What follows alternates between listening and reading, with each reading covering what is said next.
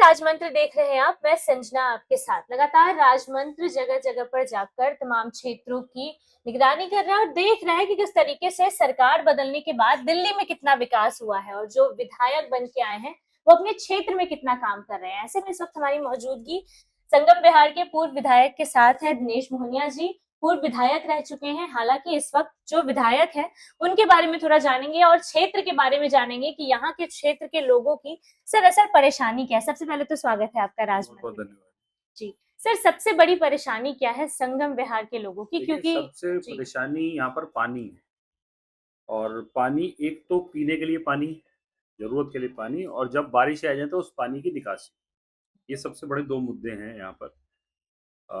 हमारे टाइम पे हमने सबसे पहले सोनिया विहार का पानी यहाँ लाए थे इस क्षेत्र के अंदर। सोनिया विहार का पानी लगभग 60% एरिया में सोनिया विहार का पानी मिल रहा है। वो हम अपने कार्यकाल में लाए थे। उसके बाद लाइनें डाली हैं, लाइनें डालकर उस पानी को घर-घर पहुँचाने का प्रोसीजर था। लाइनें हमने डाल दी, कुछ जगह कनेक्शंस भी शुरू हुए। उसके बाद से उन कनेक्शंस का क्या होना है, इन पाइपों में पानी कैसे जाएगा, घर घर तक पानी कैसे जाएगा, कैसे, इसके लिए कोई योजना नहीं है आज की तारीख हम्म में। उस पानी का होना क्या है, और जैसे जैसे आबादी बढ़ रही है उस आबादी के हिसाब से पानी की डिमांड भी बढ़ रही है। उस डिमांड को पूरा करने के लिए क्या प्लान है उसका भी कोई अता पता नहीं। केवल और केवल टाइम पास कर रहे हैं कि जो लाइनें गलत डल गई, वो लाइनों में ये दिक्कत है, इस वजह से हम पानी नहीं दे पा रहे। भाई, आपको रोका किसने? अब आपकी 4 इंजन की सरकार है आज की तारीख में, ऊपर से नीचे तक सब जगह भाजपा है, आपको रोक कौन रहा है? हम्म तभी भी आप काम नहीं कर पा रहे। हम जब काम करते थे तो एलजी की भी दिक्कतें थी, सेंट्रल गवर्नमेंट की भी दिक्कतें थी, लेकिन आज तो आपको कोई रोकने वाला नहीं है। आप पूरी तरह से खुल के काम कीजिए और जनता को बताइए कि मैं ये काम कर रहा हूँ। बताने के लिए कुछ नहीं है, हम्म केवल हम करेंगे, बताएंगे। लगभग 2 साल पूरे होने को आ गए इस सरकार को, और काम के नाम पे बिल्कुल जीरो है। कोई काम स्पेसिफिकली ये नहीं बता सकते कि हमने ये काम किया है या इस काम पे ये प्रोग्रेस है। जो कुछ काम हमारे टाइम पे जो चल रहे थे उन्हीं कामों को कंटिन्यू किया गया और उन्हीं के फीते दोबारा से काट दिए गए कि भाई हम ये काम कर रहे हैं। लेकिन वो जो वर्क ऑर्डर हो गए थे या काम शुरू हो गए थे उन्हीं के दोबारा फीते काट के या उनके ऊपर ही दोबारा इनोग्रेशन करके टाइम अपना पास कर रहे हैं। बीजेपी कहती है, आपने पानी निकास की समस्या भी बताई, बीजेपी कह रही है कि हम सबसे ज्यादा नाले बनवा रहे हैं, नदी बनवा रहे हैं, तो मैं कहाँ जा अभी रहे हैं? अभी बाहर बारिश हो रही है। जी। आप रतिया मार्ग पे चले जाइए और वहां से रिपोर्टिंग कर दीजिए, आपको समझ में आ जाएगा क्या हो रहा है। हम्म अभी तो रतिया मार्ग, अभी तो बारिश हो रही है आपके सामने ना, तो जी। आप जाइए और रतिया मार्ग पे खड़े होकर रिपोर्टिंग कर दीजिए, पता लग जाएगा कौन सच बोल रहा है कौन झूठ बोल रहा है। हमारे टाइम पे रतिया मार्ग के दोनों तरफ हमने ड्रेन लाइन बनवाई। हम्म बीच में उसमें सीवर डाला, जो 6 हम्म फुट डाया का सीवर था, पूरा ट्रेंचलेस टेक्नोलॉजी से डाला। उसमें लगभग 2 साल लगे और पूरा का पूरा वो काम हुआ, हम्म जिससे कि अब पानी निकलने की शुरुआत हुई। उसमें और इन्हांसमेंट करना था, उन लाइनों को और आगे ले जाना था, उन नालों को और आगे जोड़ना था।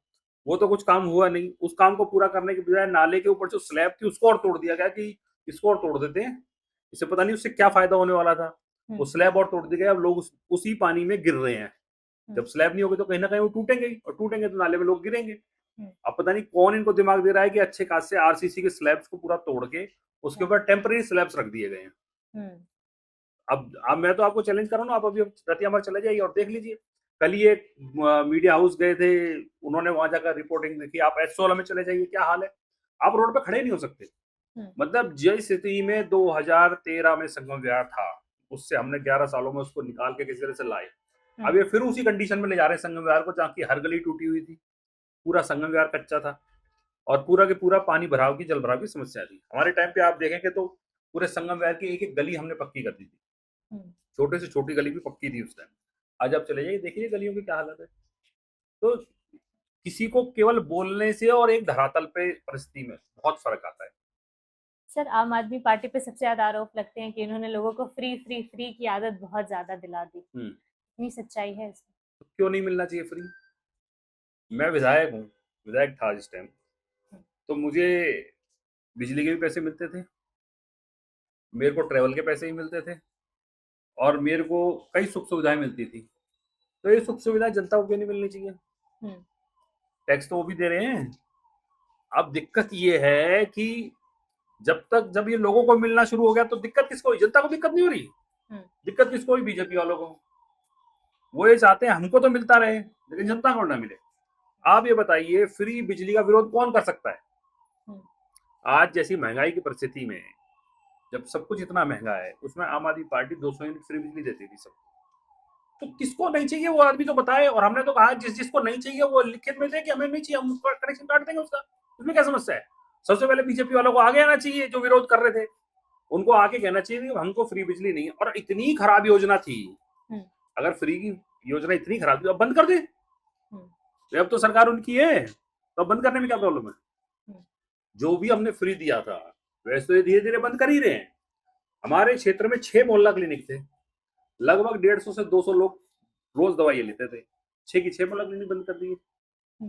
अब वही लोग जो पहले फ्री में एक एमबीबीएस डॉक्टर से दवाइयां लेते थे, आज वो लोग 500 रुपए देके किसी झोला छाप डॉक्टर से दवाइयां ले रहे हैं। कोई एमबीबीएस डॉक्टर तो बैठता नहीं संगम विहार में। तो जो सुविधाएं थी उसे तो बंद कर रहे हैं लोग। और जो भी सुविधाएं हैं, मैं तो कह रहा हूँ आप खुल के बोलिए ना कि हम बिजली का खुल के विरोध करिए और बिजली को बंद कर दीजिए लोगों की। क्यों नहीं बंद कर रहे आप लोग? बीजेपी तो विकास की बातें कर रही है। कौन सा विकास? 11 साल में जो दिल्ली था उसको हम कहां से कहां ले मैं जाएं? स्पेसिफिक बात कीजिए, जेनरिक तो कुछ भी बोलते रहे। कौन सा विकास? सबसे पहले यमुना की सफाई पे आते हैं। यमुना की सफाई पे आ जाइए। जितना इन्होंने नकली यमुना जो छठ घाट पे बनाई थी, आज चले जाएं यमुना पे, उसका पानी पी के दिखाएं। पी के दिखाने के बजाय आप उसमें स्नान करके दिखाएं। तो केवल यमुना को एक दिन नकली यमुना बना के और उसमें पीने का पानी भर के आप लोगों को बेवकूफ बनाने की कोशिश कर रहे हैं। आप जाके खड़े होइए ना कालिंदी कुंज पे, तो आपको समझ में आ जाएगा क्या स्थिति है। मतलब मेरा ये कहना है, हमारा ये मानना है कि किसी भी चीज को अगर स्पेसिफिक जवाब देंगे आप, तो बात आपकी मानी जाएगी, आंकड़ों के साथ जाएंगे। अब जेनरिक तो कुछ भी बोलते हैं, हमने बहुत विकास कर दिया, उसे क्या विकास कर दिया ये नहीं पता हमारे को। जैसे मोदी जी से पूछते हैं ना कई बार कि भाई क्या हो रहा है देश में, बहुत अच्छा हो रहा है, उसे क्या हो अच्छा हो रहा है कि ये नहीं पता हमको क्या अच्छा हो रहा है, बस अच्छा हो रहा है। विकास बहुत हो रहा है, लेकिन विकास क्या हो रहा है ये पता नहीं हमारे को। तो स्पेसिफिक नहीं है, केवल जेनरिक बातें बोलनी है जी पूरे विश्व में डंका बज रहा है, कहाँ बज रहा है ये पता नहीं है हमारे को, क्या डंका बज रहा है पता नहीं है। सर, इस क्षेत्र की बात करें तो यहाँ के लोग कभी, अब जो विधायक है उनके पास अपनी समस्याएं लेकर गए हैं? ऐसा आपको कभी सुनने में आया कि लोग गए हैं? लोग जाते हैं, लेकिन उनका केवल एक ही रवैया है, हो जाएगा, कर रहे हैं, बहुत हो रहा है, देश विकास हो रहा है, विकास हो रहा है, हो जाएगा, बताते हैं। उनसे पूछो भाई हमारे घर पानी क्यों नहीं आ रहा? नहीं नहीं बहुत अच्छा कर रहे हैं हम, अभी हम ये करेंगे, अभी हम इसके बाद ये करेंगे 2047 तक। 2047 के लिए विधायक बने थे।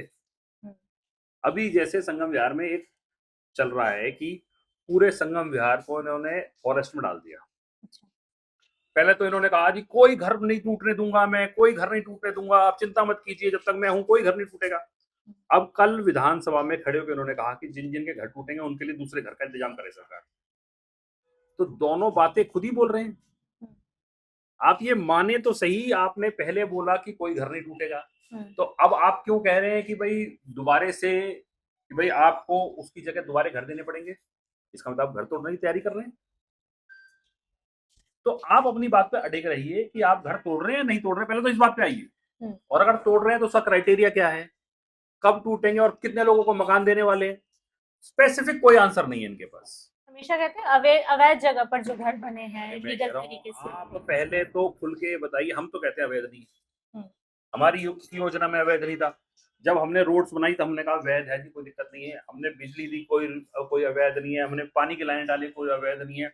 हमने सारी सुख सुविधाएं दी जिसमें हम कहते थे कोई अवैध नहीं है। अब इनका कहना है कि जी पहले पीएम उदय में इसकी रजिस्ट्री करा लो, लोगों ने उसके भी पैसे दे दिए। अब ये कह रहे हैं कि जी पीएम उदय में भी रजिस्ट्री नहीं मानेंगे हम, वो भी फॉरेस्ट में है। चलो जी आपने मान लिया फॉरेस्ट। अब योजना क्या है, करना क्या है ये तो बताओ। ये नहीं पता करना क्या है, बस एक दिन बोल दो कि जी पीएम उदय के रजिस्ट्री करा लो, लोगों को लाइन में लगा दो, फिर उसके अगले दिन बोलो कि जी आप ये कर लो, अगले दिन उसको आधार से उसको लिंक करा लिए। मतलब पूरे दिन बस लोग लाइन में लगे रहे। इनसे ये ना पूछेंगे क्या करना है, कैसे लोगों को कैसे एश्योर करेंगे कि संगम विहार नहीं टूटेगा। सब एक बार इन्होंने कहा ये नहीं टूटेगा, चलो लोगों को तो तसल्ली आई। अब कल ही विधानसभा में, दिल्ली विधानसभा में खड़े होकर स्टेटमेंट दे दिया कि जो जो घर टूटेंगे उनको मुआवजे में मकान दिया जाना चाहिए। इसका मतलब आप घर तोड़ रहे हैं। अगर आप घर तोड़ रहे हैं तो उसकी कैसे डिमार्केशन हो रही है, कौन से घर टूटेंगे और उनके बदले में लोगों को क्या मिलेगा, कुछ तो बताइए कि लोगों को अंधेरे में रखा हुआ है। तो यहाँ को तोड़ने की बात की जा रही है। आप ये तो विधायक जी बोल रहे हैं। ये तो विधायक जी ने, को क्यों तोड़ने की बातें करेंगे? ये तो वही बताएंगे ना, आप उनसे पूछिए, मैं क्या कह सकता हूँ। उन्होंने विधानसभा में स्टेटमेंट दिया कि जिन लोगों के घर टूटेंगे मैं सरकार से चाहता हूँ उसके बदले में लोगों को मकान मिले। उन्होंने बोला, ऑन रिकॉर्ड है, दिल्ली विधानसभा के रिकॉर्ड में से आप जाके चेक कर सकते हैं, वीडियो है, सब कुछ है। उन्होंने बोला तो जब मकान टूट रहे होंगे तभी तो मुआवजा देंगे आप। तो आप बताइए कौन से मकान तोड़ रहे हैं, उनका क्या क्राइटेरिया है। आपके हिसाब से तो पूरे संगम विहार को मटिया मेट करके प्लेन जमीन कर देनी चाहिए। हम्म, बताएं तो सही क्या करना चाह रहे हैं।